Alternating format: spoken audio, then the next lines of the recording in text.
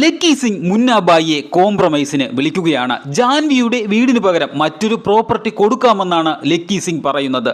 എന്നാൽ മുന്നാബായി ജാൻവിയുടെ വീടിന് പകരം ജാൻവിയുടെ വീട് മാത്രം മതിയെന്ന് പറയുന്നു. മുന്നാബായി ഒരിക്കലും കോംപ്രമൈസിന് തയ്യാറാകില്ല എന്ന് മനസ്സിലാക്കിയ ലക്കി സിംഗ് മുന്നാബായി ഒരു പ്രൊഫസർ അല്ല എന്നും ഒരു ഗാങ്സ്റ്റർ ആണ് എന്നും ജാൻവിയുടെ അടുത്ത് പറഞ്ഞു കൊടുക്കുമെന്ന് ലക്കി സിംഗ് മുന്നാബായിയെ ഭീഷണിപ്പെടുത്തുന്നു. ഇത് കേട്ട മുന്നാബായി വളരെ അസ്വസ്ഥനാകുന്നു. എന്നാൽ ഗാന്ധിജിയുടെ ആത്മാവ് മുന്നാബായിയുടെ അടുത്ത് എത്തുകയും ലക്കി സിംഗ് നീ ആരാണ് എന്ന് ജാൻവിയുടെ അടുത്ത് പറഞ്ഞു കൊടുക്കുന്നതിന് മുമ്പ് നീ ആരാണ് എന്ന് ജാൻവിയുടെ അടുത്ത് തുറന്ന് പറയണമെന്ന് ഗാന്ധിജി മുന്നാബായിയുടെ അടുത്ത് പറയുന്നു. ഇങ്ങനെ പറയുമ്പോൾ ജാൻവി നിന്റെ അടുത്ത് പിണങ്ങുകയും ചിലപ്പോൾ നിന്നെ വിട്ട് പോവുകയും ചെയ്യും.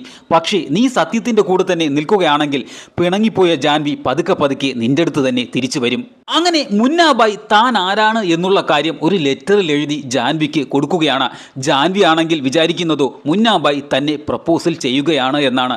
വളരെ സന്തോഷത്തോടു കൂടി ജാൻവി ആ ലെറ്റർ വായിക്കുമ്പോൾ മുന്നാബായി ആരാണ് എന്ന് ജാൻവി തിരിച്ചറിയുന്നു. എന്തായിരിക്കും ജാൻവിയുടെ പ്രതികരണം? അത് അടുത്ത പാർട്ടിൽ അറിയാം. ഒരു ലൈക്ക് അടിക്കാൻ മറക്കരുതേ.